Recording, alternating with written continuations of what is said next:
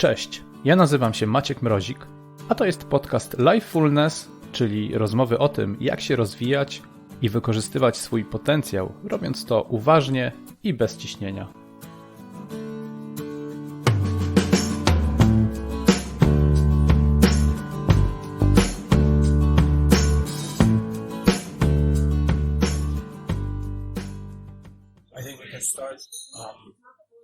So today's episode will be a bit different because it's in English. Yes. Yeah, and that's only because there's a special guest here. If you are a basketball fan, you should probably already know Anthony Ireland. He's one of the, I guess, like for me, one of the best players currently in our top division. Thank you. In our basketball Polish league. But Anthony, he's coming, from US. So you were also playing in first division college basketball. Yes. Which is not easy thing. No. Not everyone is invited to play there. No. So we're going to talk about that also. But of course, basketball will be just kind of a background because I feel like, as usual, I'm interested in the whole process. So something that can be applicable to any kind of area, not only basketball. So whatever you do, there's a process probably that you can for sure follow or try to follow, and you can succeed in whatever you do. So like I said, I'm playing first division. That's an achievement already. But what impresses me even more, and I think that's what made you so interesting for me, is that you don't look like a regular basketball player, as probably people imagine. So if we think, basketball player, 6 feet tall, right. 6'5", 6'6", like a big guy. No, you're as tall as I am. So, yeah. And as I was playing basketball, I can say that this is not an easy thing to be kind of a small. So I guess it makes it even more difficult. So that's even more interesting for me.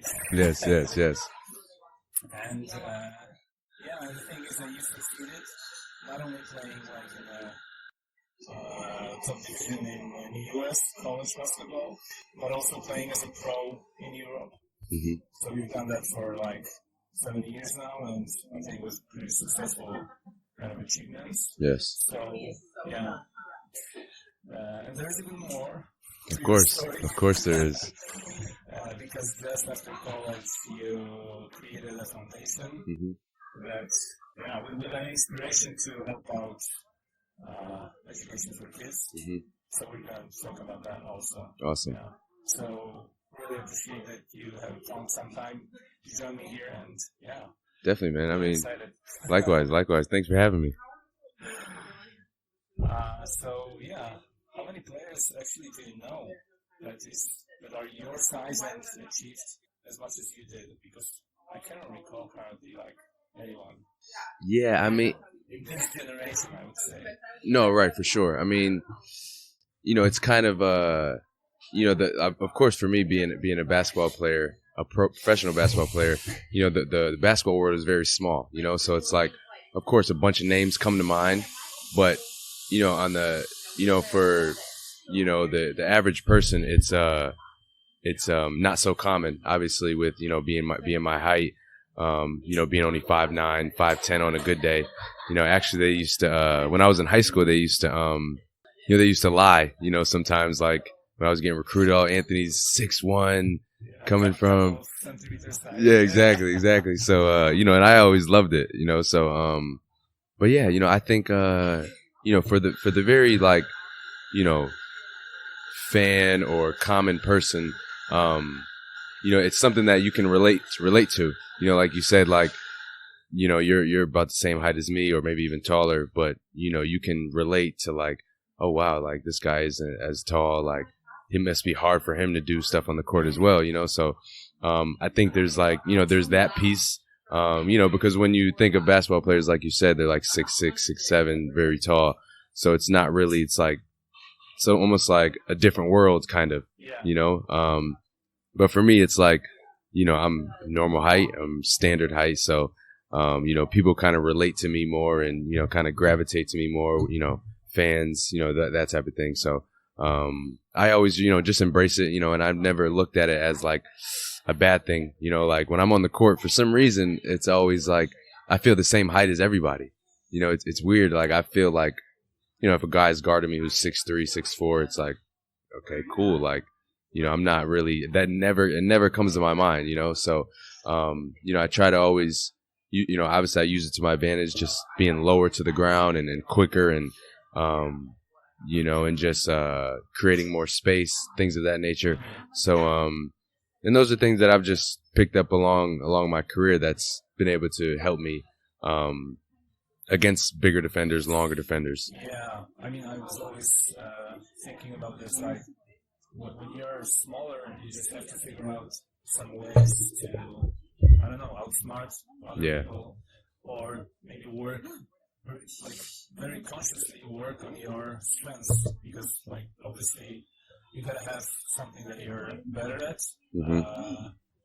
comparing to others. So I guess, finding those strengths and, like, focusing on making them even stronger. Like I said, this might apply to anything, actually. Like, we are talking basketball, but I guess finding something that you're good at, like, even in a certain area, but finding your strengths, and try to be smarter when you're working. So obviously, I would say, maybe there's a question also, like, how difficult it was to start, because, well, maybe until you're in high school, you're the same pace as like everyone else, as being a kid. Probably when you're getting into those, like, the age of like 15, 16, and more, you're starting to see the difference. Like, you're starting to play with like bigger guys.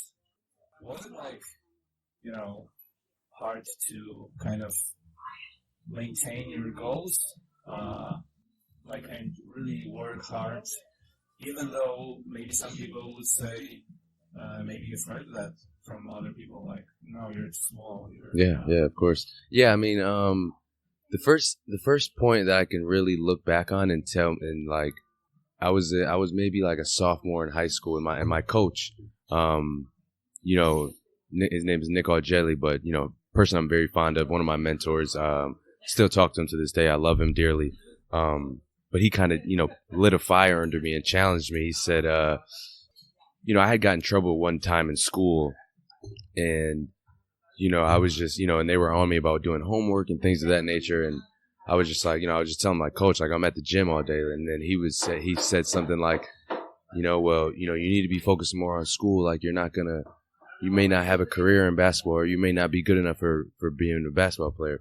So then that always stood out to me. So, ever since that moment, ever since I hit that first adversity, I'm like, wow, like, so it kind of like motivated me in a sense. And, but, going back to your question, I don't think there was, back in high school, there was never a moment to where, like, I felt overwhelmed. It was just like, I'm going to continue to put in the work, and it was always like, it was almost like, I always struggle with this, not struggle, but I always think about this question, do people have freedom of choice or destiny, so like, for me, looking back, I think like I was destined to, become a professional athlete and, even sitting down with you now.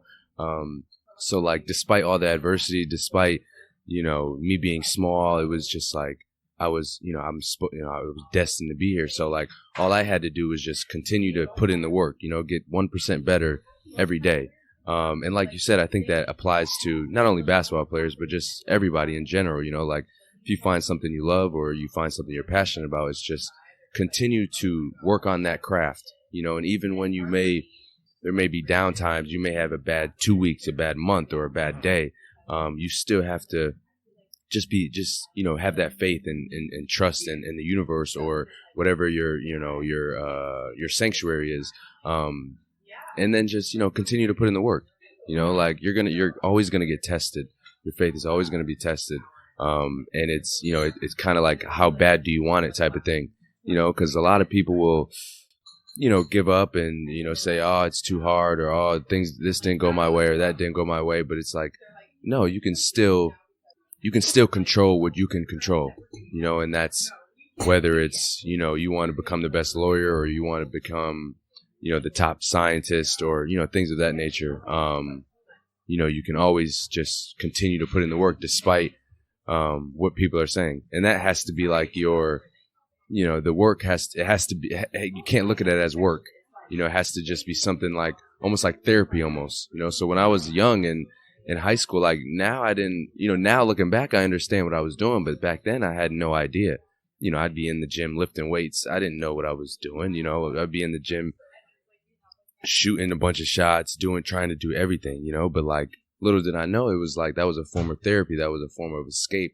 That was a form of just like, kind of like being in my own world. I felt safe there, so, and, I think it's, even if you take basketball out of it, it's kind of, it's kind of just like I said, it's very, very therapeutic, so, finding that, I was very fortunate to develop that and find my passion at a young age. But, like, I think, humans, we all have to have like, a form of escape, or a form of, pleasure that we enjoy, day in and day out. That doesn't seem like work. Just to stay sane, like, of course, we have tons of responsibilities. You got goals, you got bills, you have, family, friends that you want to cater to and give your time to. But if you're not pouring into yourself, that's when things can become overwhelming, and, you can get distracted and it can take you off course. So my thing now is just, every day, giving thanks and constantly, thanking myself and trying to pour into myself, like pour gratitude, pour compassion, pour just, positive energy. And, and I know it'll pay off, because I'm in alignment with exactly who I am, and who I want to become, so, even though I'll have a bunch of goals down that'll happen in 5, 10, 20 years, I know, like, if I continue to stay aligned with myself, and, sometimes you could get off track, of course, but like, you still have to resort to that foundation. Like, for me, it was, the last couple of years have been huge for me, just because I didn't, growing up, I didn't necessarily have a faith in religion. I didn't necessarily have like,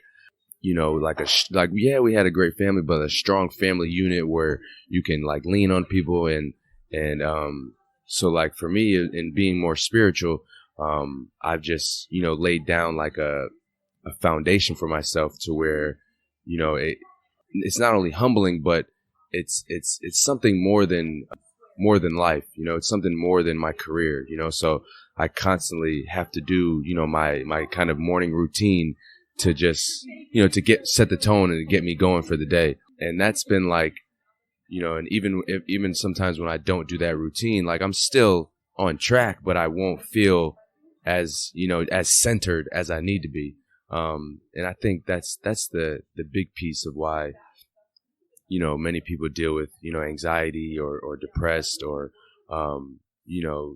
get overwhelmed or overworked, things of that nature, because, you're not, people are out of balance, whether it's work, life, relationships, family life, and, having a foundation that you can always rely on will always bring you down to like you, the person, and like knowing that at the end of the day, like you have to take care of yourself first before you can, take care of your son, take care of your mom, take care of your father, like, because you can't, there's a saying where you can't pour from an empty cup, so like you have to fill your own cup first, and that's for the past couple of years, that's been my biggest thing. And, sometimes it may come off as like being selfish or, not thinking of others, but like I can't think of others if I'm not thinking about myself and I'm not taking care of myself. It's kind of a selfishness, I would say. Yeah. Like you have to be, and like obviously I related to basketball where like, and at least being an American playing in Europe, like we're brought here to produce, right? So like if we don't produce, the blame is put on us, so like we have to be selfish in a sense, a healthy, a good selfish, because if we're not, then our careers, our lives are in jeopardy, so if I'm not healthy selfish on the court, if I'm not doing things that are gonna help me and help the team, then I wouldn't be where I'm at today. Yeah, of course. I'm wondering now, like, how if we go back a bit in time, I'm not sure, like maybe in your like high school years, it's probably you were not always like being able to have that kind of foster the goals that you had. How did you do that? Like when did it start? Like, oh man, so I always knew, like, so initially, like, coming back to, when I was very young, my father, so he actually played for the same high school coach. So this coach has been there for a long time and he's still there. So he coached my brother and he's still there to this day. So, when I was younger, maybe like 8, 9, 10, 11 years old, my dad had like a scrapbook, with all his accomplishments, all his newspaper clippings every time. So I would just look through that and I would thought like, I'm like, damn, like, wow, Dad, like, you were the best player in the world at the time, like, just because all I saw was him, like, so I knew, like, that seed was planted back then, like, oh, wow, like, my dad did it, so, like, okay, man, I can probably do it, so, and then, of course, like, the small competitions with, like, your neighbors, your friends, and then, like, me being, a little bit better than some people and then not better than other people. It was always motivating, but then when I first started like making goals, this, one of like, our city, like not heroes, but like a prominent player in the city. His name was Randy Brooks. He told me, and he was a college coach at the time when I was in high school. So he told me, write your goals down and put them up on your ceiling, so every time like you go to sleep or when you wake up, you're that's the first thing you look at and that's the last thing you look at, so I would write my goals, like how much I wanted to average that season, the record for the team, what I wanted to get better at. And then of course I had like get a Division I scholarship and then NBA, so those are all like on my list. And like I would, meditate, not literally meditate, but like I would look at it and it was a form of meditation, so just in terms of manifesting those goals. So yeah, and that helped me out immensely, so like then I realized like, wow, like these things are coming true. Like it's crazy, it's happening, but they're coming true. So then I, after I accomplished each goal, it was like, okay, now I'm a Division I athlete. So how can I take this a step further? I'm still writing my goals down. I'm still putting them on my wall, even in college.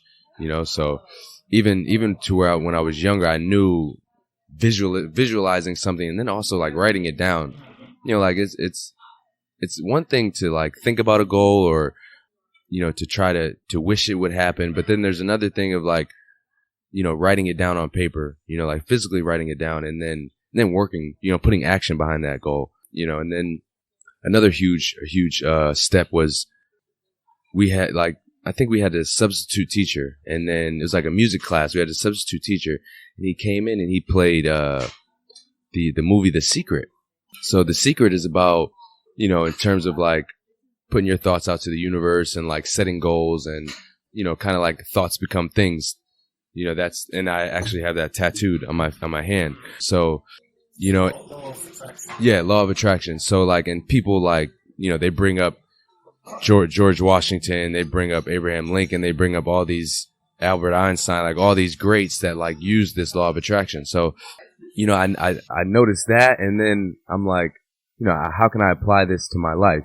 So then I read the book, and then it kind of just opened up my entire mind and my entire universe. So then I just continued to apply it. I would watch it, at least 2-3 times a year. I would always read the book. It's an easy read.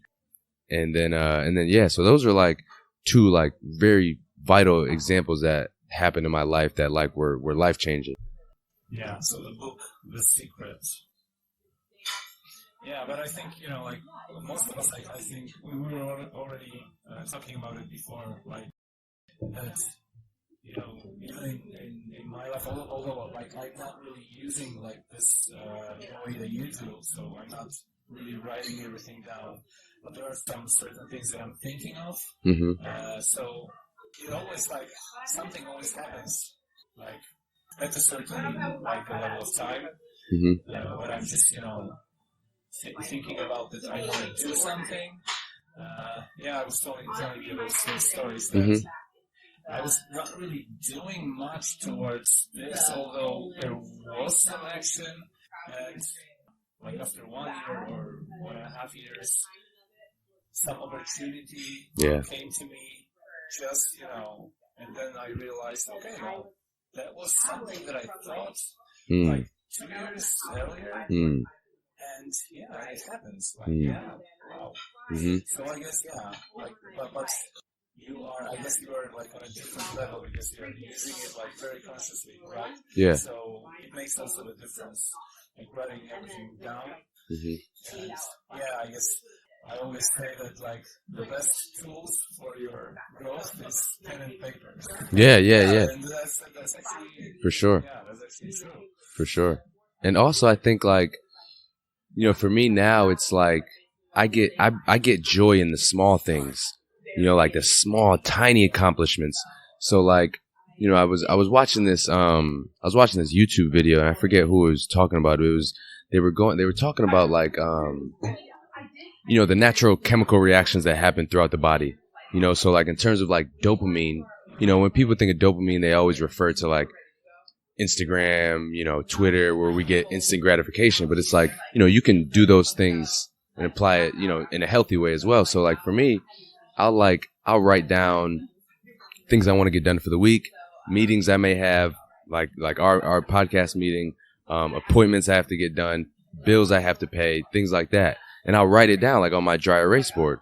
And then, I'll constantly, obviously I'm looking at it, throughout the day, so like, even so when I go home, I'll erase it, so when I erase it, it's like an achievement almost, it may be a small achievement, but it's still an achievement, but it's a huge achievement, and I'll be grateful and give thanks for myself for actually holding myself accountable and doing and accomplishing it and completing the task, so, something small with the guy on YouTube, what he was saying was, how to like use dopamine to your favor, so for me, it's like, I'm a kind of a neat freak.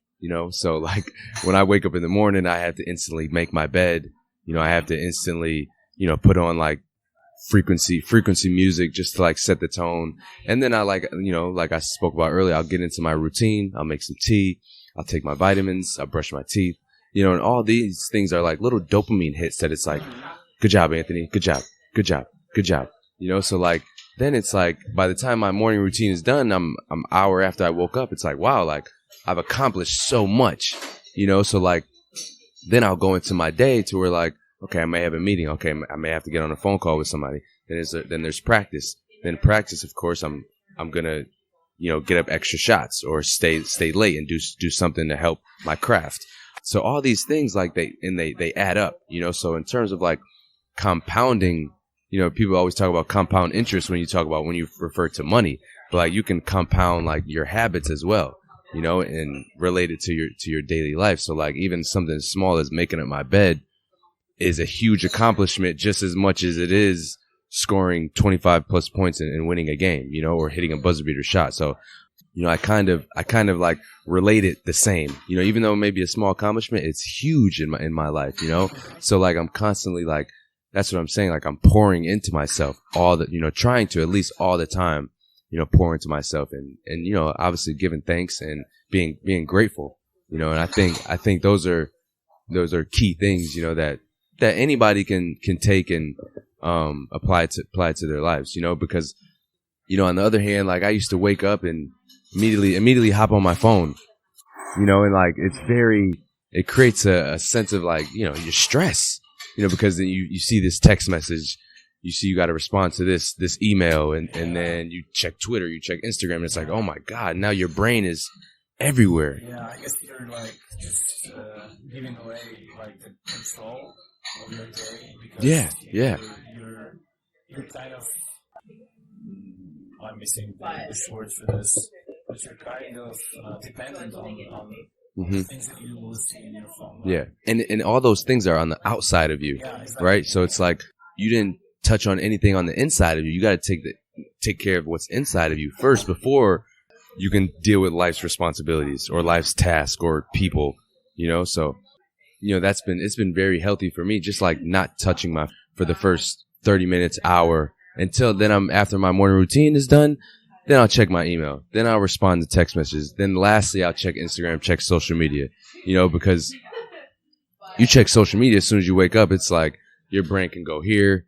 You're insecure. You're frustrated. You don't got this car. You're frustrated. This person is here in Dubai. And it's like, man, so you have to like just be mindful with your time. I think this is something that was like is repeated all over the place. Like when you're talking to people that are, let's call it successful. Like, but it's like people that achieved something more.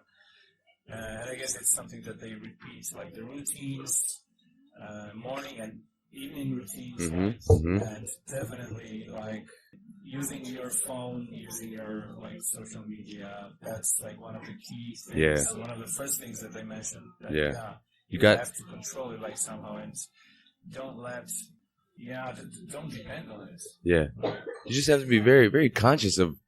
Because there's another YouTube video. I'm big on YouTube videos, obviously, but there's another YouTube person that I watch, and he stated like your diet isn't only what you put in your body.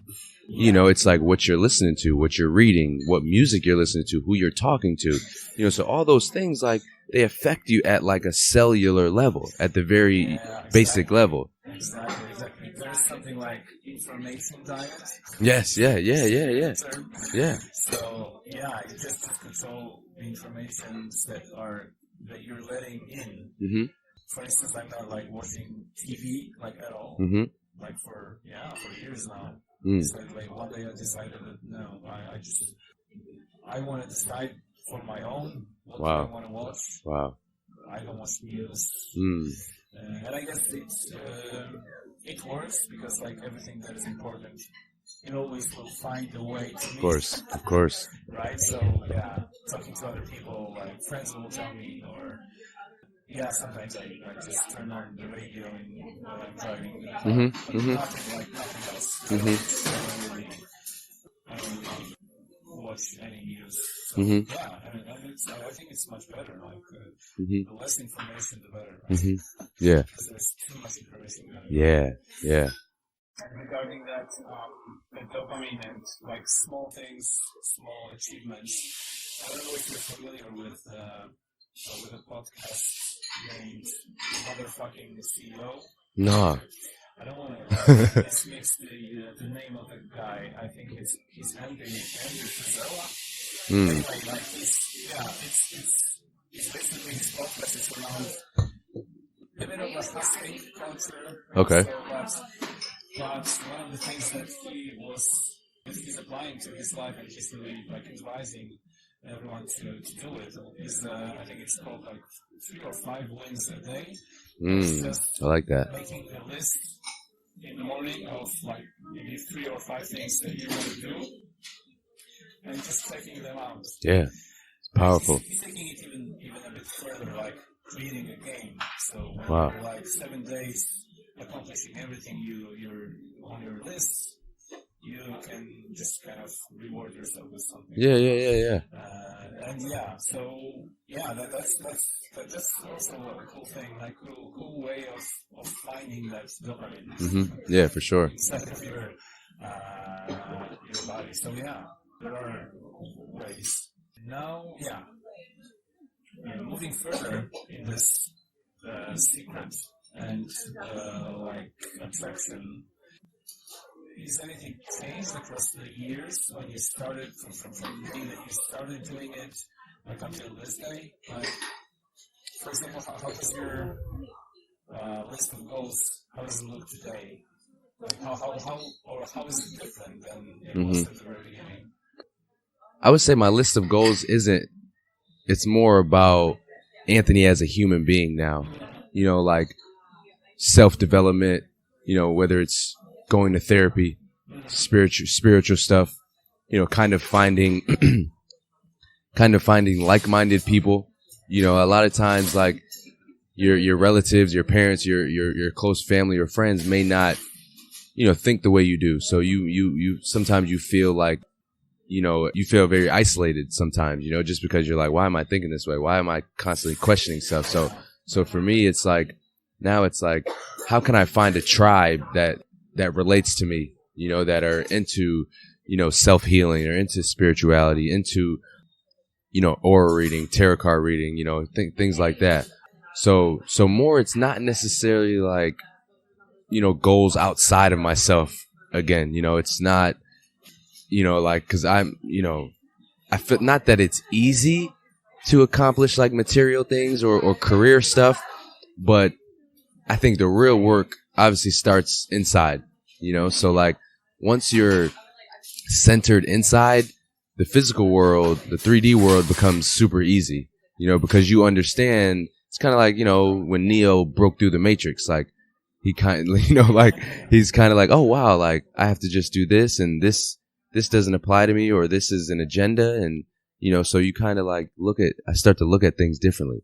And one thing that really changed is just like, so my awareness is obviously more, has increased. So like the synchronicities, the people I meet, even if you look at like some people really rely on like numbers, so like I'll look at the clock and it'll be 11:11, or I'll look at the clock and it'll be 12:12, or something like that. And then, so like those are all like small affirmations, for me, that like I am where I'm supposed to be, and I'm on the right path, so like that's been the biggest thing for me, is like noticing the synchronicities when, like you said, like, you thought something 2 years ago, and now it's like, oh wow, this is happening. This is playing out in real time now. It's not just a thought that was in my head, so I'm more like the awareness is there, and like I'm applying it to my foundation. I'm applying it to helping kids, helping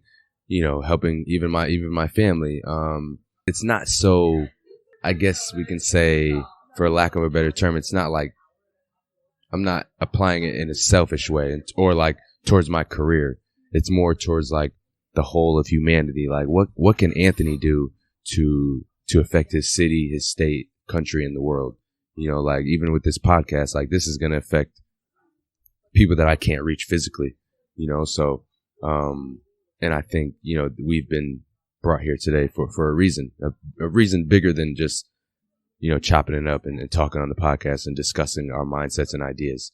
I think this can affect a 11-year-old kid, 8-year-old girl, boy, whatever, maybe in India, maybe in Radom, so it's, so that's my, like, that's the journey that I enjoy now, is like really having an effect on kids and, even adults, because like, like I'm kind of, in terms of like my immediate family, my mother and father, I'm kind of like, I wouldn't say smarter, but like I would say I'm more like almost like they look up to me, almost like I'm more of the old soul type of thing, so, and I like that. Like I enjoy that, I've been chosen to carry those responsibilities. So that's like a main thing for me that I've realized is, like because I think everybody is chosen, but like you still have to make a conscious choice to like take on this path, right? So like, but a lot of people can't because responsibilities, work, whatever it is, whatever the situation is. But for me, like I've chosen to take this path where, I can not control my destiny, but I am, controlling my destiny and just being, just being more conscious and more aware of how I can affect people, and taking on that leadership of wanting to help humanity, because it's not anymore about me anymore. I've accomplished a bunch of things in my life, and I will accomplish more and more things, but it's more of like what legacy am I going to leave? How do I make people feel when I'm around them? You know, like that type of thing, you know, like that type of energy I want to just create and leave. So that's like the biggest thing that's changed. When I'm thinking like about your foundation that you created just after college, as I remember. So yeah, I had thought, well, one of the first thoughts was that this is not just, you know, like giving back to the community. It's something much more, because like I think, you know, like usually like professional athletes, let's call it like, that came out of high school, college, especially in USA, you got like a lot of support from people, from communities. Of course. And so I guess one of the things that athletes want to do, they want to give back to the community and do something for them.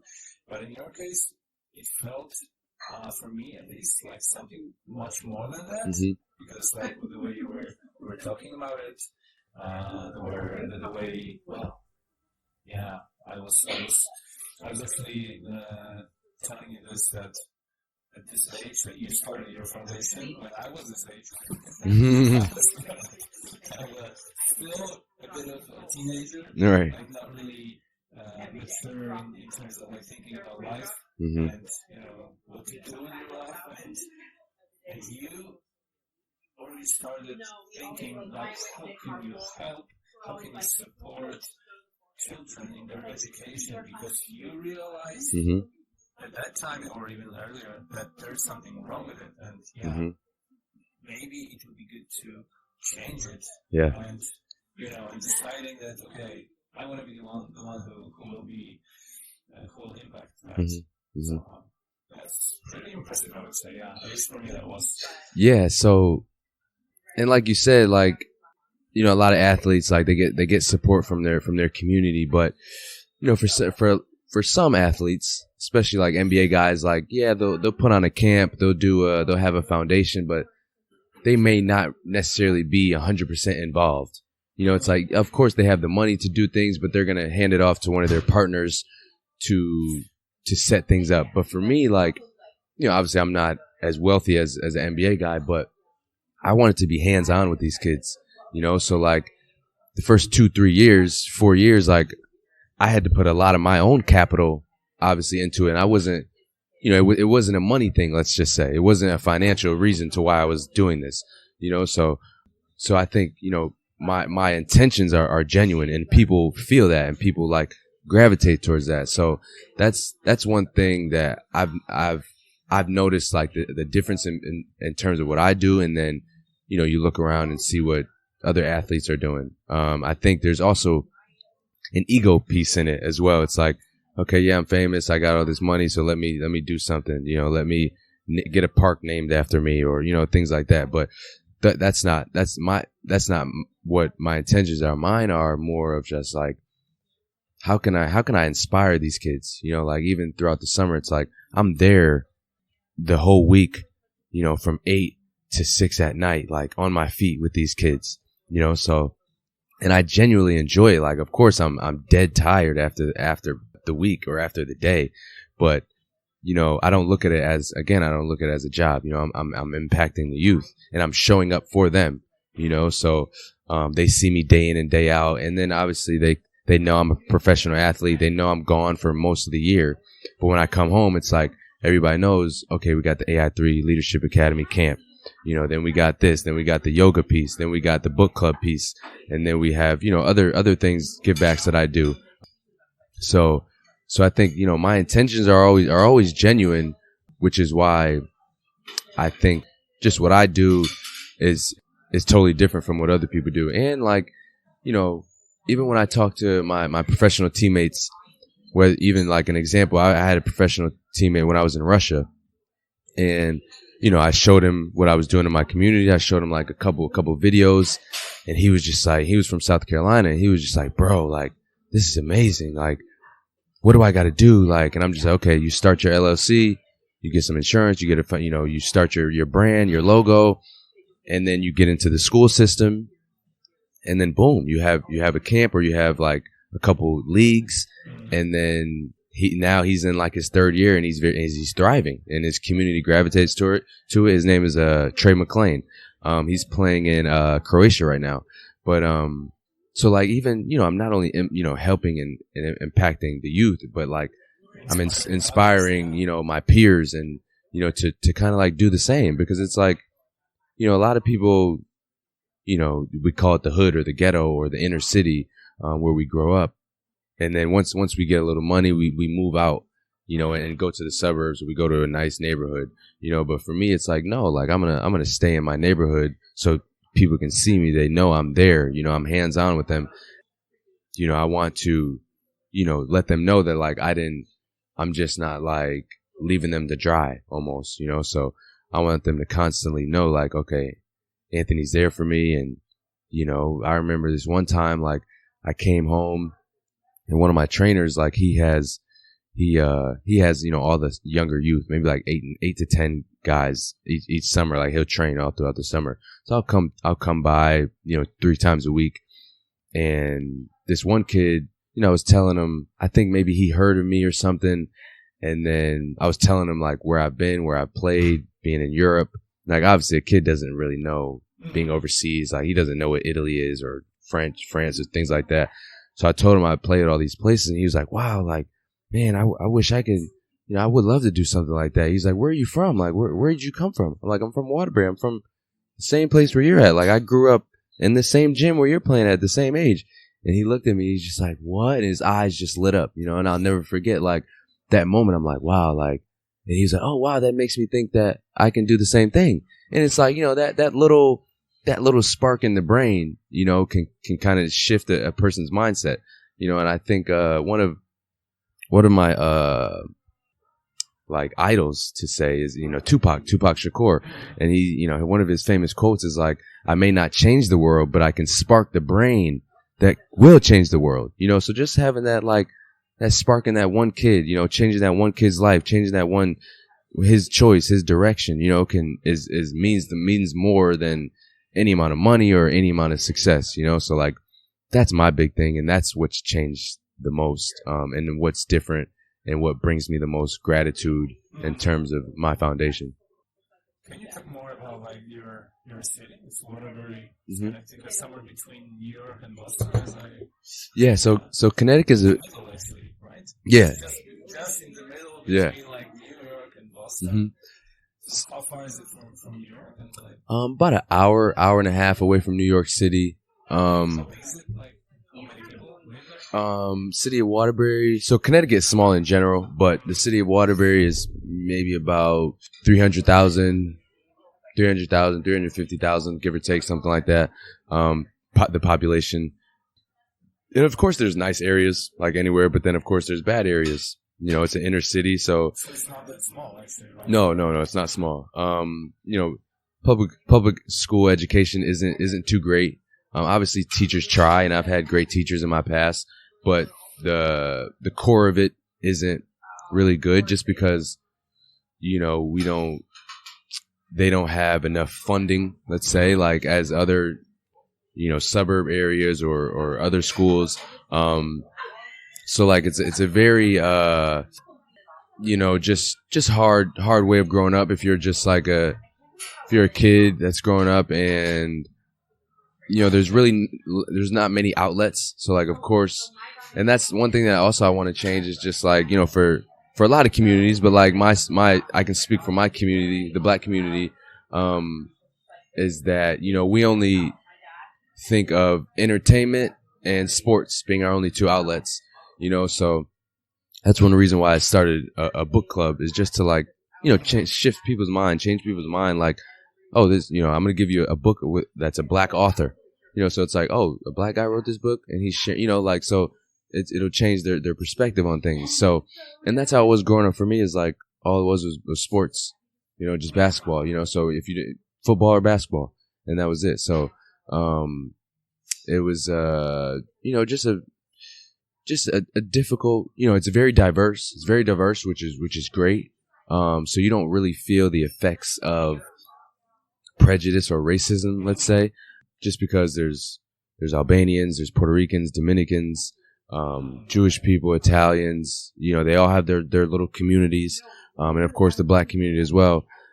But yeah, it's not a place where people want to go to or live, let's say. But, I'm very proud of my upbringing, and, it's a city, blue collar city, hard working city. And it's, made me the person I am today. So I'm obviously very, very grateful. Just in terms of again, the diversity, because I didn't feel a sense of that I was different, or a sense of, let's say, racism or people being prejudiced to me until I got to college, until I went to a private school in college, private collegiate school, Jesuit school, where it was mainly rich white folks, rich white kids. And, so in California. Yep. So I didn't feel that sense of not belonging until I was 19, 20, 18 years old, so that, in a sense, I appreciate that piece from Waterbury just being so diverse. And so how Waterbury was originally like a big hub, so obviously in the States, a lot of people migrated from the South to the North because of jobs. And I believe in World War I or World War II, the city of Waterbury was one of the main places that created the most brass. So obviously guns, knives, things like that, which you can use in a war. So Waterbury had a bunch of factories, so but now all those jobs are gone and the factories are done, just because obviously there's no more war, so there's no more reason to make brass, so we felt the effects of that as well, just the lack of jobs, the lack of employment. So, but other than that, Waterbury's been a pivotal and vital place that, I can gladly call home for sure. Yeah, sounds very, I actually like those kinds of places. I'm not really, a big city person, so I always lived my childhood was, well, if you would probably call it suburbs of Warsaw. Okay. But living in a small city or just smaller, in a smaller community, that's something I actually like also. And going back a bit to the routines, and maybe just for me to understand how it was changing across the years, especially when you came to this first division college, which I guess was kind of a huge step for you. How did it change your? Well, have you already had your routines then, or not really? No. How did it work? So at that point, it was just, for me, it was just basketball was everything. So my life was just basketball. I had no balance in anything, no schoolwork, relationships, family, nothing. It was just, I'm going to dedicate myself to basketball these next 4 years, and I'm going to give my best shot at making the NBA. So I didn't really have a routine. It was just wake up in the morning, work out, go to class, work out, go to another class, work out. So I was working out 3-4 times a day, so didn't have any sense of balance, didn't have any sense of routine, nothing, but I also still had that escape, that mental escape, which was basketball. So that was my form of routine. Let's say that was my form of therapy, just when things were on my mind, if I had girlfriend problems, if I had an issue with not having money it was always basketball was my escape. So that was kind of like my routine in a sense. I'm gonna wake up, even in the summertime when we don't have to do anything, no workouts. I'm gonna wake up, I'm gonna go to the gym, I'm gonna get 200 shots up, 200 makes, and then I'll come back, and then I can start my day. So then, actually that was the case for a while. That was the case for a long time, and then it didn't take until, and then of course of course the goal setting was always there, sophomore year, junior year, senior year. You had your list on your CV. Always had a list. That was always there. That was always a part of just my foundation. Because I didn't really explore anything outside of basketball. Like I wasn't into reading like I am now. I was into like spirituality and meditation. Like I would apply that on game days and stuff, but it wasn't something. Where did it come from? Like, did you learn about this from, I don't know, like maybe some role models that you were looking up to, like from basketball? Or like, I'm just curious where did you learn about, like, how do you apply, like meditation, like all the kind of spirituality in your... I think also like one thing that like Los Angeles or California in general provided for me was just like, it opened me up to like yoga. It opened me up to, of course, like meditation. And the vibe in California is very laid back, very, very hippie like. So, and you can feel that, so, and that's kind of my style, my speed, so I kind of got attracted to yoga teachers. Like yoga teachers were like my best friends, where I would hang out with them, things like that. And again, like I was, not that I alienated myself from the team, but like I was so focused that like, while other guys like would be in class or, trying to get good grades because they wanted to become a business accountant or a lawyer or things like that, I was just basketball. So I kind of like, if you're not working as hard as me, then you're not, what are you here for, bro? Like that was selfishly, that was my mindset. And I would always ask the guys like, man, we gotta, like, you're Division I, so you're really good. So like, why don't you want to play professionally? Why isn't your goal to be the NBA like mine? But then I realized like not everybody has, that's not everybody's goal. Not everybody finds gratification in getting to the highest level or training as I trained. So again, I was, very, very different. So I had to find other things that like, cause nobody was doing yoga. Nobody on my team wanted to do yoga with me. Nobody wanted to, stay late in the gym or nobody was really meditating. I remember we had a mental coach as well. And, he was there to provide, just like mental therapy if you needed it, before games, after games, even if, family stuff, personal problems. But like naturally I gravitated towards him, and he saw something in me, and he was just like, Anthony, me and my other teammate, a guy named Drew Viney, who was also very good. He piqued an interest in him as well. So he was like, he would always tell us like, not that you're more advanced than your teammates, but like you understand the mental piece as well, as that goes along with the game, the physical game. So, and like, so these constant synchronicities, affirmations kept happening in my life. Like, oh, this mental coach. And then he allowed me to go to his facility, which was, an amazing experience. But, so that was amazing for me. But what really changed, what really impacted my entire life was a breakup. So me and my ex-girlfriend, we were together for a very long time, and we broke up. Very healthy way of breaking up. And, we just knew we weren't on the same path spiritually, mentally. So we knew like it was time for us to break ties. So then like that happened, COVID happened. My brother, who I'm very close with, he got, incarcerated, so he went to prison. So a lot of this, then I lost basketball because of COVID. So this happened 2 years ago. So a lot of like the stuff where I leaned on basketball, family, my relationship, a lot of stuff that like lifted me up was taken away from me. I was stripped from all that. It was a time where I can like, okay, what do you want to do, Anthony? Like, are you going to be depressed? Or are you going to like sulk in yourself? Or are you going to like kind of like man up in a sense and like face your problems head on, So, like gracefully though, not like, oh, I got to get through this. I got to do it. It was like, I took time. It took a lot of patience. I was very, compassionate with myself, like very questioning myself, questioning my surroundings. Like, why is this happening to me type of thing?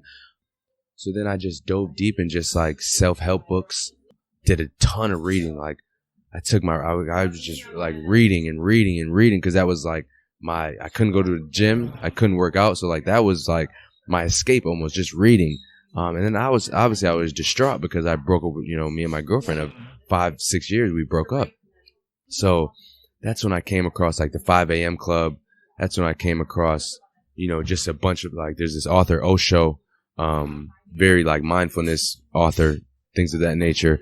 And, that helped me out a lot. And, 5 a.m. book club, that's the title of the book. And, it just taught me how to, again, set the tone for my day. Waking up at 5 a.m., with the sun, with the vibrations of nature, with that energy in mind, and then, accomplishing things throughout the day, and then, so that's what really, changed the trajectory of my life, was like those like difficult times, so that's why, like, even when when things are difficult in my life, or like I'm hitting adversity or I'm hitting walls, it's like, there's positive that's going to come from this, because I'm supposed to be learning from this situation. So now it's like, then it grew. Then like, I started like, I would wake up and meditate here and there. Like now it's like, it's routine. I'll do my yoga. I'll meditate. I'll read a chapter of my book. I'll look at my goals. I'll write down things that I need to do, get done. So it was like those hard and difficult times that really shaped who I am now. And that's why I have, just a lot of experience, I guess, with adversity or things not going my way. Because again, back to what we were talking about initially, I'm a small basketball player, so I'm naturally gonna hit adversity all the time, and that's why it took me not long, but it took me until I was 26, 27, 28 to get to where I am now, because I didn't hit real adversity. Like, yeah, I hit adversity in my career, but that's not life adversity. That's not like losing someone or like things like that. So it took like that period of losing a lot of vital things in my life. And now I look back, I was shedding, I call it like a form of shedding, like releasing things that no longer served me, releasing habits, releasing tendencies, releasing negative patterns that no longer served me. So it no longer served my highest self, my highest purpose. And thankfully I had to face myself, and I put in the work, and I went to therapy 3 times a week just to heal, and now for me, it's like, almost like I have and of course it's constant. The healing doesn't stop. It's constant, because you'll be put in situations or opportunities where it's like you're forced to either go to your higher self, or you're going to remain like your negative patterns, so the universe is always going to provide you with what you're trying to get over. So now, like, that's where the routines came from. That's where like my foundation has come from, was through those troubling and times of struggle, so like, even when people ask me why, Anthony, well, how are you so wise, or why do you think the way you think? It's just like, because I had to go through shit. Like, I had to go through stuff that wasn't comfortable, and I faced that. Like, I didn't avoid it with drugs. I didn't avoid it with like, just doing things that didn't serve me. I had to like, I'm like, no, Anthony, like, you're gonna get through this, but like, it's gonna be fucking hard. And it was very hard. Like, it was very difficult to, get through the relationship. Then my mom getting COVID, being basketball taken away from me. And like, yeah, these are all like, maybe some worse things have happened to other people, but for me, those were like troubling times, where I'm just by myself in my house reading a book, and I have nothing to do. Like, all my identities have been stripped away from me.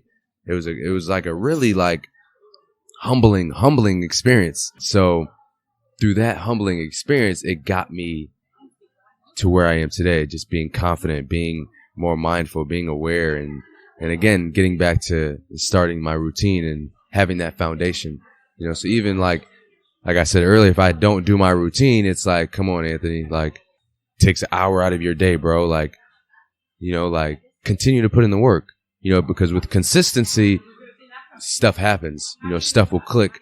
It may not happen in a week or a month or a year, but like, you may have that one morning where things are like, just firing. Your brain is just firing, and things are naturally happening, you know. So, and again, like that's what happened. That's why I have a cheat code to life, and I'm gonna put this thought out there. Like I want to write a book, you know. So like, and I think professional athletes have a cheat code, or athletes in general have a cheat code to life.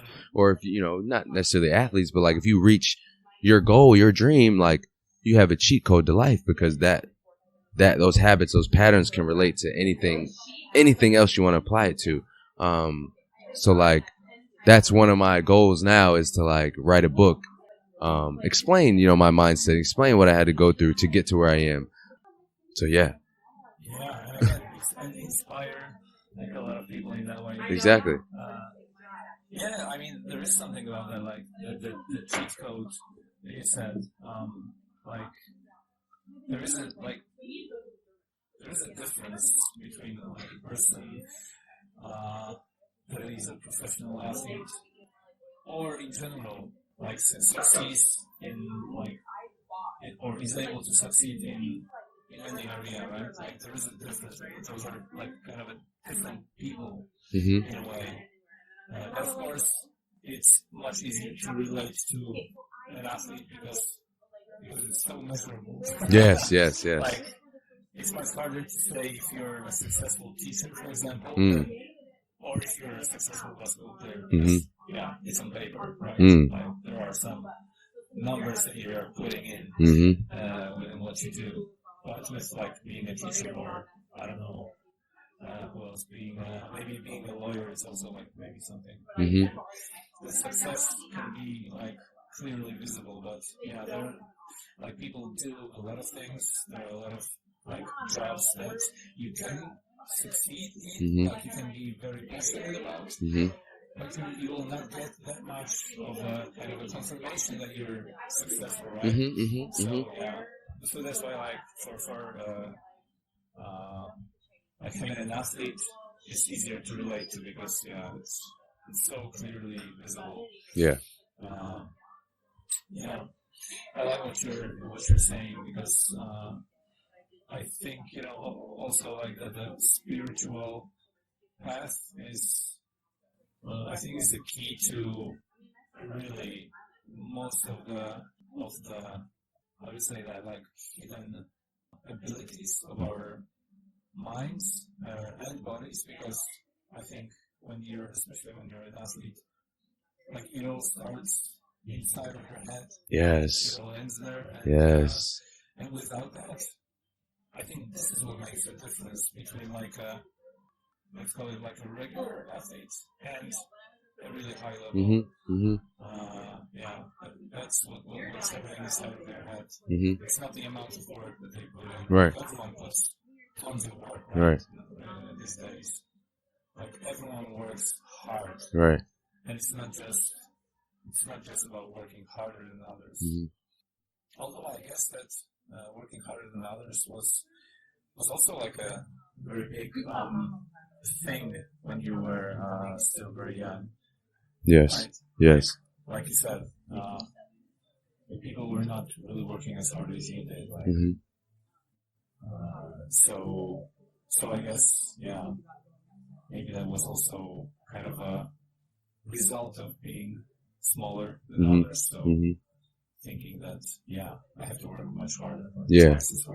No, that was like looking back, I remember being on a different podcast last summer, and the host mentioned, he was like, I'm sure guys worked harder than you during when you were younger, or even my friend would say, like, did you have to, like, was there any money involved, or like that got you to where you're at? And it's like, no, bro.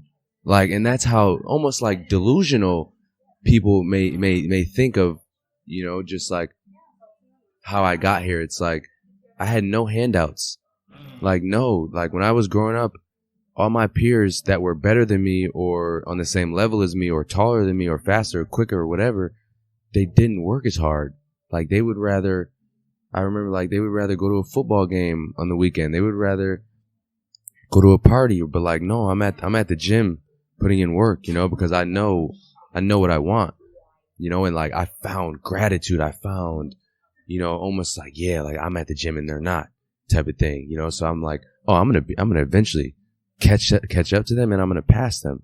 It's only a matter of time. And like, yeah, like I'm very fortunate that like I had a strong household, a very strong mother, a strong father that, provided for me what, for at least what I needed, so like I didn't have to get a job at a young age. I didn't have to, try to start, hustling on the streets and do stuff that I didn't need to be doing.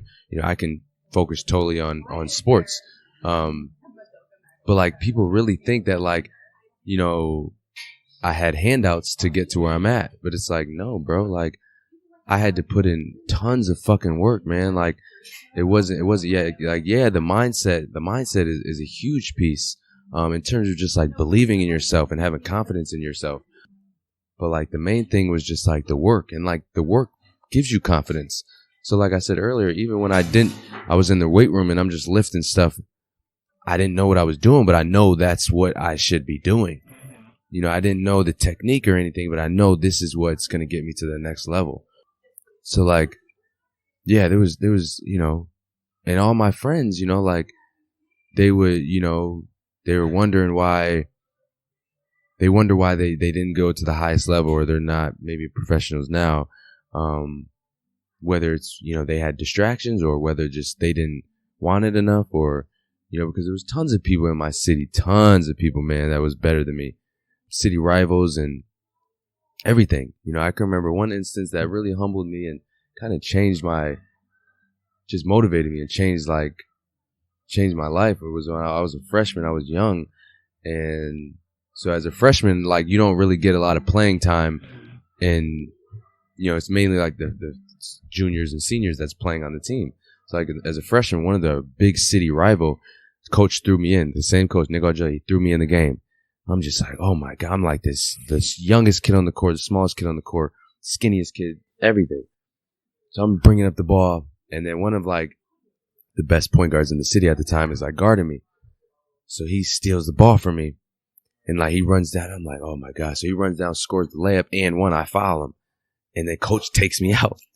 So like at that point, that was like the lowest of low you can go, at least in my city, so like, and then we lost the game, and everybody's like, oh, Anthony, he shouldn't have why is he putting Anthony in there?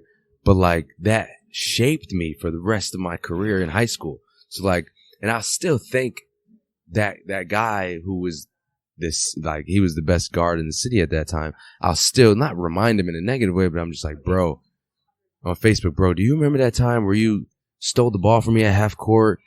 And of course, everybody will laugh at it on Facebook now, but it's like that was huge for me. Like I needed that, so, and then, so in terms of like how I got motivation, like those are the things that I got motivation from. So that whole summer, it was like people know, okay, I got a little bit of playing time my freshman year, so I'm going to be the starting point guard.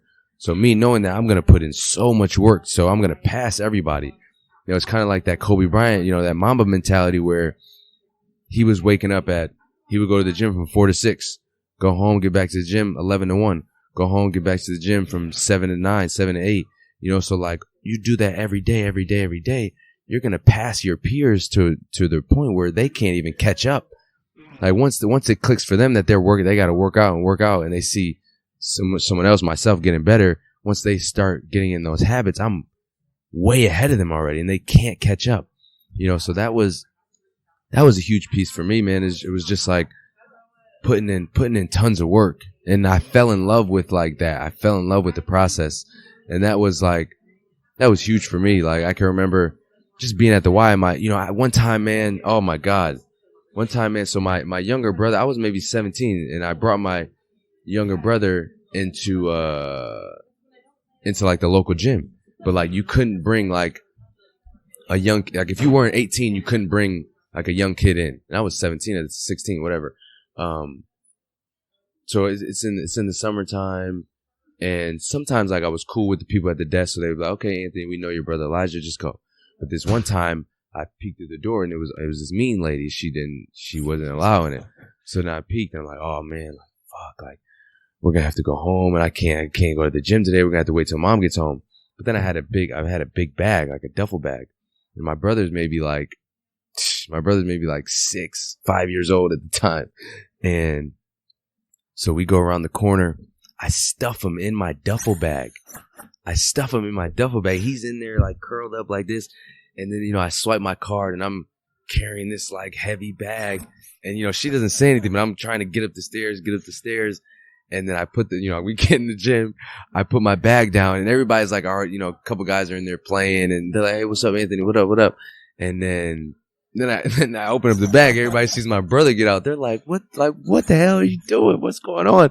I'm like, man, they wouldn't have let me in with him, so, just in terms of like how dedicated I was, it was like something like that. I was like, no, I'm not going home. Like if they catch me, then all right, then they catch me. But no, I'm not going to go home. I'm going to try at least. I'm going to try to get, if I got to sneak you in through the back door, if I got to sneak you into my bag, I'm going to try. And then if I get caught, it just wasn't meant to be. I'm going to go home. I'll get in trouble for it. That's the mentality. Yeah, that's what you got, and like, that's what helped me over the years. For sure. Yeah, really. But yeah, the thing that you said about like your memory of like your coach that you failed.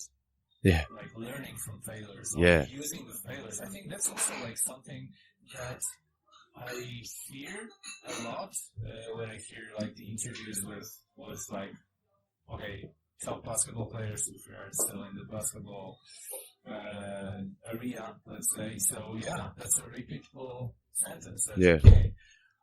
I wanted to show I failed, but I wanted to show that I'm better. I can be better. Mm-hmm. And I used it to, to develop myself. Yeah, this is really cool. Yeah. I think a lot of people, like most people, are just when they fail, they just give up. Yeah. Because it's easy. It's easy to just like to give up and not push through that adversity. But that was something that I learned at a young age, and now I can apply it to my life and share my experiences. But so even like now, like when I talk to my parents or like I talk to my younger brother or family, it's like you have to like be thankful for the adversity. You have to be thankful for like shit not going your way, because like on the other side of that is a lot of accomplishment, a lot of opportunity. When you fight through that wall. When you cross the line, right? Yeah, man, it's like things just start to open up, because it's like you're showing the universe that you really want it. So like, of course, shit isn't going to be sweet the whole time. It ain't just going to be a smooth road, So like, once you get to that adversity, it's like, okay, cool. So like, what's my foundation? How can I get back to my roots, and how am I going to get past this? So even for me, just, maybe I went through a tough stretch even this season, where it was like 4 or 5 games I didn't play well, and I'm just like, Anthony, like, what the hell, man? Like, I've been through a lot, with basketball, and I worked like tirelessly on my craft, staying after shooting. I just kept having like bad games, and I'm like, what's going on? But I knew like can't get too high, can't get too low, that type of thing. One of my veterans, when I was a rookie, taught me that.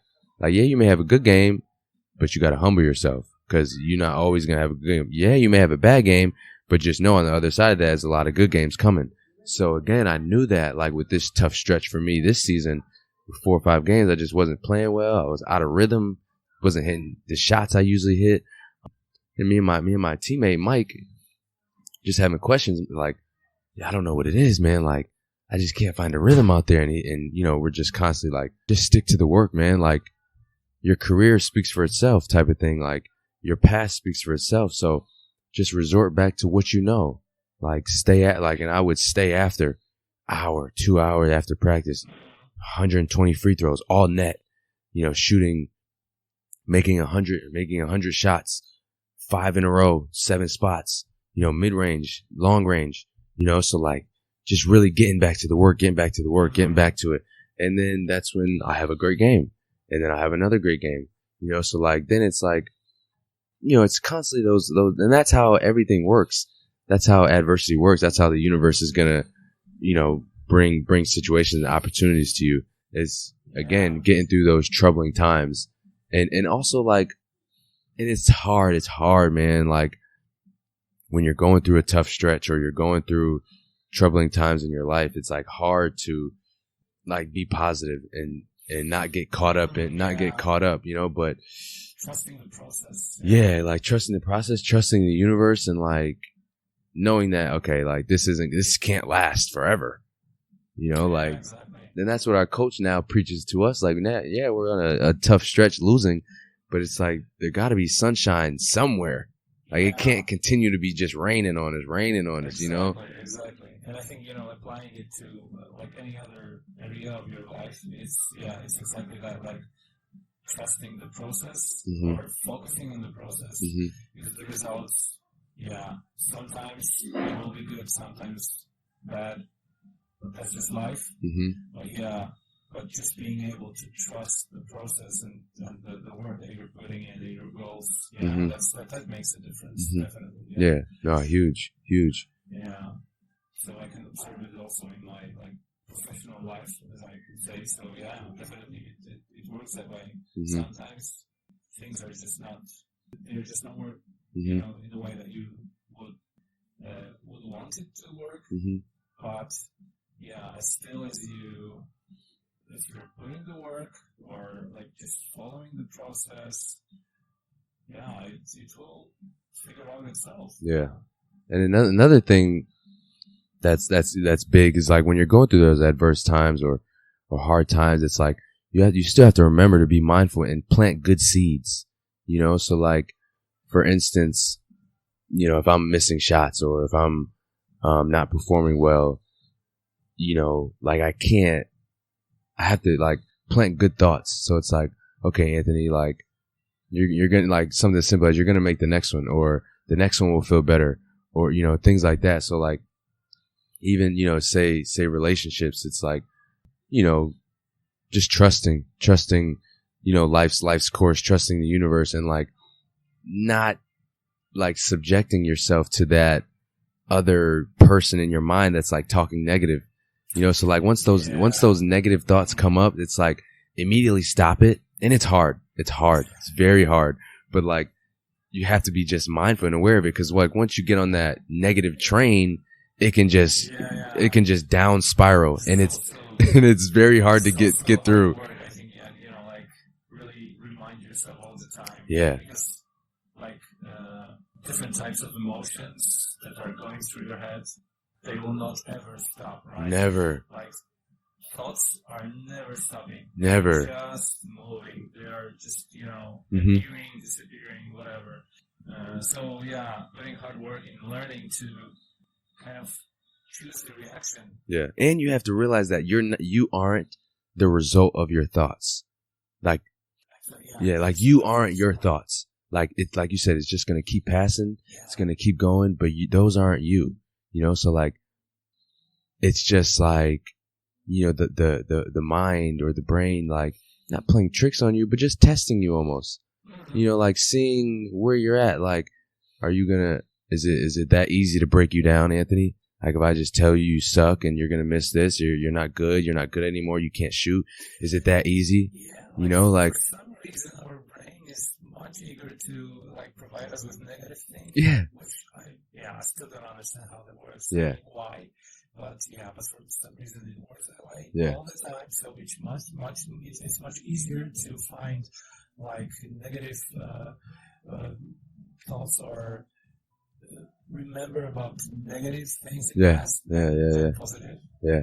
So definitely that's like a hard work also there. Like really reminding yourself that you're not your thoughts. You can what you can control is your reactions to your thoughts. Right. Yeah.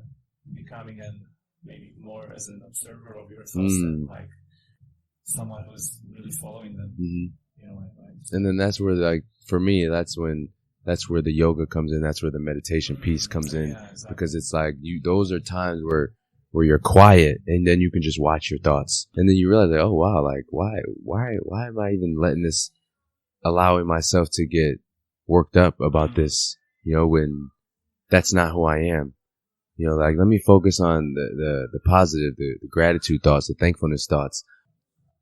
But yeah, what you were saying about, you know, it's just humans being susceptible to just the negative thoughts, because there's a piece called, like, I've heard, like, a negative bias. You know, like, you may make a post on social media, maybe 100 good comments, but then that one bad comment you just look at and it's like, what the fuck? Like, why did he do this? Why? You're focusing only on that. Yeah. Negative, Besides 100 other good, positive, like, you look great, you look cool, this, that. But then it's like, why does our brain immediately go to that and like focus on that, you know? So yeah, it's just interesting. It's just interesting. Yeah, exactly. So how do you meditate these days? Like, is there any, like, your favorite technique or for you? So like, I like to think of it as like, I'm almost constantly meditating, you know? So like, I'm constantly just being aware. And it's hard. It's not constantly. I'm trying, or not trying, I'm doing, because vocabulary is big as well. So I'm doing, meditating. So like, of course, a part of my morning routine, like I'll meditate. I'll put on an app. It's called Mindfulness, and I'll meditate 3 minutes, 5 minutes, 10 minutes, 15 minutes, however much my calling needs at the time. So those are kind of a guided. Yeah, guided. Sometimes it's guided. Sometimes I'll just turn it off and then let myself go. But then I notice, like, you know, I'll try to be, and meditating isn't just like sitting there with your eyes closed and not trying not to think. It's more of just like, you know, being aware. So when I think of meditating, sometimes I think of, like, you know, there's walking meditation. There's, you know, things that you can do actively meditating. So like, and also like when you're meditating, you know, you want to focus on the breath, you know, so like, then when you focus on the breath, it almost humbles you, because it brings you down to like basic, what you need to be doing in the basic moment. You know, you're not thinking of anything. It's just like, and that's where you become thankful, and that's where gratitude comes in, because you are like, wow, I'm breathing. Wow, my heart is beating. Wow, my reproductive system, my respiratory system, my cardiovascular system is all working like a machine at one time, and I'm not even thinking of this. You know, so then on a basic level, you're like, wow, I'm very thankful. You know, so that's when it's like, you know, it just humbles you in a sense, you know, because it's like, yeah, we have all this other stuff we worry about on the outside of us, but like, you know, we never think of what's inside. So that's, you know, where I try to, and I don't get there every time, every meditation session, I don't get there, but sometimes, you know, I'll have like an epiphany or a moment of clarity where it's like, wow, like, I'm thankful that I'm breathing. You know, just feeling the breath come through the nostrils, feeling like your stomach, you know, exhale and inhale. And it's like, wow, I'm actually living. I'm here. Like this, I'm here in this physical body. Yeah. Like being aware of these things, right? And yeah. Just being thankful for the things that you don't pay attention to, like, usually. Mm-hmm. And that we take for granted. Yeah. You know, things that we don't, you know, like our heart beating, like, the blood that's, you know, our white blood cells, our red blood cells, all the bacteria they have to fight off, and, you know, just things of that nature that we don't necessarily think about on a day to day. That's just the fact that you're healthy. yeah. Like, wow, it's a miracle. It's like, even the fact that, like, everything that had to happen for you to become a human. Like, imagine all the scenarios, like, that your mom had to go through to choose this guy, or that your grandparents had to go to, from moving from this country to that country to this state. And it's like, wow, like, okay, I'm here. Like, wow, that's a miracle that I'm alive. Like, what are the chances that, like, I'm actually in this physical world, in this realm? Like, so many things could have happened. Like, my dad could have went this way. My mom could have went this way. My great grandparents, whatever the situation is.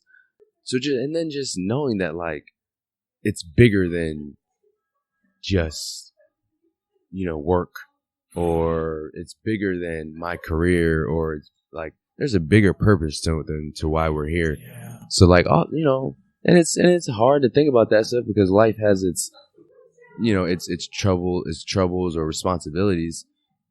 But like at the basic level, that's what, those are the things that I try to remind myself to be thankful for, and I've always had that question, even when I was younger, but why me? Like, how did my mindset get in my body? And like at this moment in time, and then you start thinking of like past lives, were like, was I here before type of thing, and I think I think we're here on earth in this physical world, this 3D world for a reason, whether it's to learn something, our soul needs to learn something, or a task that we need to play out, whether it's helping somebody. So I think of that stuff a lot too, like past lives, like, okay, what's my purpose here? Like, what am I, here to do?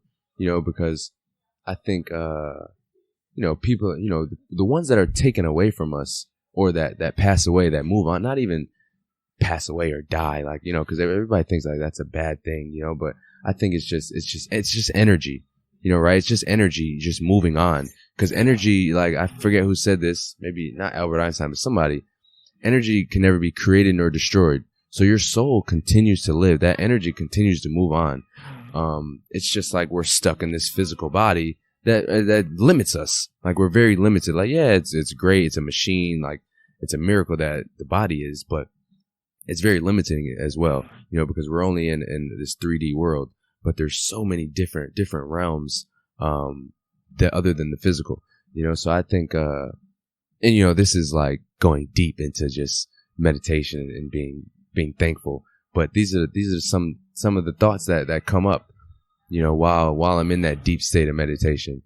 And it, like I said, it doesn't happen every time. Like, I won't get that deep, but again, you'll have a breakthrough here and there where the brain will spark and it's like, oh wow, I never thought of this thought. Like, why did this thought come to me now? Or like in a dream, I had a dream maybe 2 weeks ago. I was with my great grandfather and my grandma. So her father and her sister, who are like 80 years old now, but I'm there as a young kid, like just their age. So then I contacted, my grandma.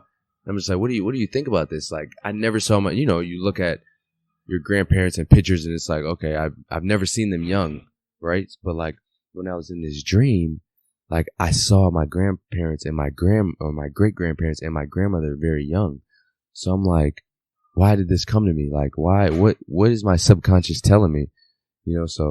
So again, I think there's different realms that you can tap into.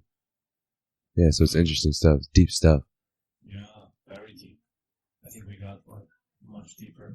That was a crazy. That was like I was in the zone a little bit.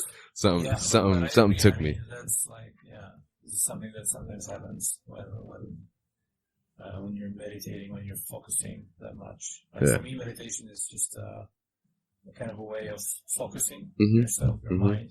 So so sometimes those things happen. Yeah, that's deep. For sure. I agree, man. I agree. I was on a roll, so something hit me. Yeah. I think we could just talk for like hours. Oh yeah, we could keep going. We could go like and try to record another episode maybe. For sure. Need a part 2. Yeah, part 2, because it's like 90 minutes already. Awesome. It's cool because it went like so fast. Yeah. Really fast. I wanted to ask like a couple of different questions already, but maybe there could be an idea to record like part 2. Yeah, for sure. I'm all for it. If you're still here, like before the end of the season, right? Definitely. So I'm still thinking. For sure. Our presence, but I guess I would say that the number one thing that drives us is the purpose. That's I think always the number one, like a higher, but maybe not a goal, but like a deeper purpose of our presence. Like, if we are here maybe to inspire others, maybe to to help other people with something, or maybe something completely different. But I think the purpose is something which is worth discovering. Like, at least put some time thinking about it. Like, for sure. Yeah. Because I think, like, and when I think about that, I think of like Kobe Bryant. Like, why was he taken from not us, but like why was he removed from this physical world so fast? Not so fast, but like, fast. I mean, fast being in age, but like, I think he accomplished his purpose. Like he left an imprint on so many people. Like, he leaves behind family and children and friends, but he left an imprint on so many people across the world. Definitely, you know, in terms of like a mindset, in terms of a way of living and how to, you know, focus and hone in on your craft. You know, like he impacted so many people. So it's like, and I can remember an interview like where he was stating like he almost knew he was going to pass away at a young age. By the way, I think, you know, like what happened, it has put even more focus, like, because it happened. So people are just going back to like, the interviews, you know, just going through who he was and so on. Like, so it makes sense. Although it sounds like, it sounds maybe a bit weird that that was the purpose of you know, ending up like that, but there might be a purpose there, right? Definitely. So, definitely. Because in an interview, he said, you know, not that he thought he was going to die young, but he was like, man, I do everything young. I left high school. I went to the NBA young. I got married when I was young. I had kids when I was young, and he almost like not knew, but like he had a sense of like, you know, that he would pass away young. And I think like if you look at his life, not even his career, but it's like, okay, he came to do like what he did was great for humanity. Like the stuff he brought to the table, or like what his soul was set to do. Like he accomplished it, and it's like, of course he would have done crazier things and more greater things, but at the very basic level, he impacted so many. Yeah, definitely, yes. And I think that's the point of, like you said, of being here, like finding your purpose, you know, and you know, and what that is, like what your soul is put here to do. You know, like I said, is it to learn a lesson? Is it to help people? Like whatever it is, and it's not easy to figure out, but when you're in alignment with who you are, you know what that this is what you're supposed to be doing. You know, when you're in alignment, you know, and you're centered and you're grounded, like you know that you're on the right path. Let's say. Yeah, I feel like this conversation will keep me thinking. Yeah, me too, man. Me too. No, I think this is helpful, man. Like even for me, like just to get my thoughts out there. Like this is stuff that like I think about, you know, and like not a lot of people I can share these things with, just because maybe, you know, they have their own path, you know, maybe, you know, they're not ready for it, you know, and I like to think of myself as like that glitch in the matrix where it's like, I think differently. So what do you think about this? And I'll throw like, you know, quick jabs at people just to see if they'll respond, like give them a mindset shift, like throw this at them, like see if they'll respond. And it's like, some people aren't ready, or just like aren't on that path, and that's fine. It's fine. Like I can, and that's what I'm learning now is like meeting people with where they're at, you know, like even like my, you know, journey of being mindful of my diet.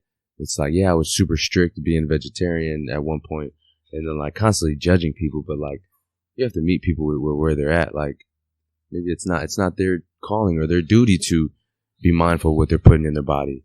You know, it's not like, you know, it doesn't resonate with them as well, you know, as much. So, you know, meeting people with where they're at, whether it's intellectually, physically, spiritually, you know, because you have to remind yourself that everybody's not like you and everybody's on a different path, you know, and it's going to affect them. That's okay, right? Yeah. And that's perfectly fine. To be open, that, you know, other people might have different opinions, and of course, not everything might work for them as it works for you. Of course. So, right. Definitely, Right. Yeah. Yeah. Yeah, man. Not just the last at least 30 minutes you wouldn't think that I'm a basketball player. No, but this is good. Like I said at the very beginning, like basketball would be just a background. Mm-hmm. And I think everything that you are saying about the process, about the like ways of thinking about hard work or about putting like setting some goals and finding your purpose, I think it applies to anything, literally anything that you do in your life. So I hope like there will be a lot of inspiration from this. Oh yeah, definitely. So yeah, I think people will gravitate towards it, just because it's organic and it's natural. Like it's not like we came up here with some type of agenda or you came up here with a bunch of questions to ask. It's like our conversation just flowed. You know, and people, I think, will appreciate that. You know, and it's, you know, yeah, it's in English, but at least, you know, people that follow me and, people that follow basketball and people who are just naturally interested in this type of conversation will appreciate it. yeah, maybe they will get inspired. Yeah, I think so. I mean, I would get inspired if I was a young kid right now listening. Yeah, definitely. Yes. So thanks, like, for inspirational story. Of course, man. Being a small guy playing in a world of the big guys. Yeah. But that's actually, yeah. Like for me, it applies to Applies to everything. Really different places when you might not think about yourself that you can do it. Whatever that is. Yeah. Listen to the story. Yeah. Exactly. Any adversity, any doubts, any, you know, questioning of yourself, not, you know, maybe not having faith, but it's like, you know, trusting the process. I know it's cliche, but like those cliche sayings are here for a reason. They've been passed down generation after generation for a reason. So having faith and trusting the universe and just doing what makes you happy, doing the work, you know, and great things will come. And I think, you know, those that will tune into the podcast are naturally on that vibration as well, you know, so, or on that frequency. So, they'll appreciate it. And these are conversations that need to be had. Not everything needs to be just about basketball or sports or life but these are the deeper healing conversations that people need to hear. You know, it doesn't always have to be drama or entertainment stuff. It's like, no, like, it's cool to like dive deep inside yourself and question yourself and like question life and question why you're here and what's my purpose. Like those are like the big questions that people need to be asking themselves instead of, oh, I want to do this in my career. I want this type of life. I want this type of, you know, relationship or marriage. You know, like that's all like stuff that we've been taught or, you know, made to think was why we're here, you know, but like the bigger thing is like, is your soul happy? Is your inner child happy? You know, are you tending to yourself, you know, spiritually and mentally? I think those are the big pieces. Yeah, man, I think we've been on a good journey right now, man. I feel just really calm and at peace, you know, with everything. So, I think this is a good time for sure. Yeah. I appreciate it, man. Thanks for that. Yeah, I appreciate it too. Like you said, maybe there's a reason that we met. Yeah, no, for sure. Definitely. So one last question. Is becoming an NBA player still on your list? Yeah, most definitely. I mean, I think, you know, as I get older, you know, that's still definitely on my goals. You know, that's like, you know, obviously playing at the highest level. And I know I can play at the highest level. I just haven't been presented the opportunity. Maybe because that's not my path. Or maybe I have to affect people in Europe or, you know, in a different way. But, that's still the goal. That's always going to be the goal. And I'm sure I'll accomplish it in one way, shape or form eventually, whether that's, you know, I could be a mental coach in the NBA or something like that. I could, you know, like I could be, you know, anything, you know, and like it just may come in a different form, you know, or I can have a camp that the NBA sponsors, things like that, so it doesn't necessarily have to become what I want. It's like what is right and what the universe needs, so, whether that's having 5 or 10 NBA players come to camp, like that'll be more of an impact than me actually playing in the NBA, so, but yes, that's still the goal to play in the NBA, and I'm continuing to get better and work on my craft.